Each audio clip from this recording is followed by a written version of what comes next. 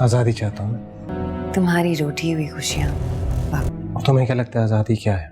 के मुताबिक एक्सपेक्टेशंस रखे ही होगी तुम्हारे जहन में और कुछ हो भी नहीं सकता। ड्रामा सीरियल हसरत के आने वाले एपिसोड में आप देखेंगे कि फबिया के वापस घर जाने के बाद फिर आराम आएगा बच्चों के पास और सनाया के पास और उसे कहेगा कि मैं जानता हूं कि मैंने तुम लोगों के साथ बहुत बुरा किया है, पर अब मैं उन सब चीज़ों को रिपेयर करना चाहता हूं। जिस पर सनाया कहेगी कि अब बहुत देर हो चुकी है, मैंने अपने अकेले रहने का फैसला कर लिया है और मैं अब बच्चों की कस्टडी अपने पास रख रही हूँ। अब मैं तुम्हारे पास नहीं रखना चाहती बच्चों को। इस पर आराम उसे कहेगा कि जब सारी बातें हो चुकी हैं तो अब सनाया किस बात की जिद है तुम्हें, अब तो यहाँ पर फबिया भी नहीं है। जिस पर वो उसे कहेगी फबिया यहाँ पर नहीं है तो फिर क्या वो वापस नहीं आएगी? क्या उसके पास जो बच्चा है वो आपका नहीं है?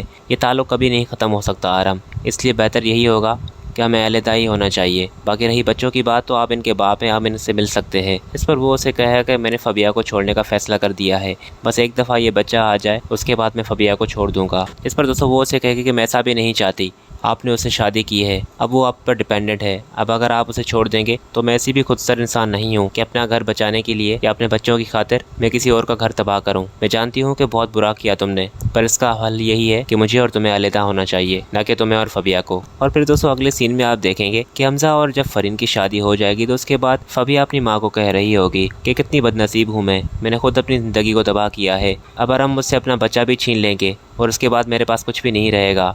इस पर दोस्तों उसकी माँ उसे कहेगी किसी बात के लिए मैं तुम्हें रोका करती थी और मुझे डर था कि एक ना एक दिन कहीं तुम्हारे साथ ये सब ना हो जाए, पर मैं दुआ करती हूँ कि ऐसा कुछ ना हो और हम तुम्हें ना छोड़े। जिस पर फबिया कहेगी कि अगर उसने मुझे तलाक दे दी तो मैं कहाँ जाऊँगी।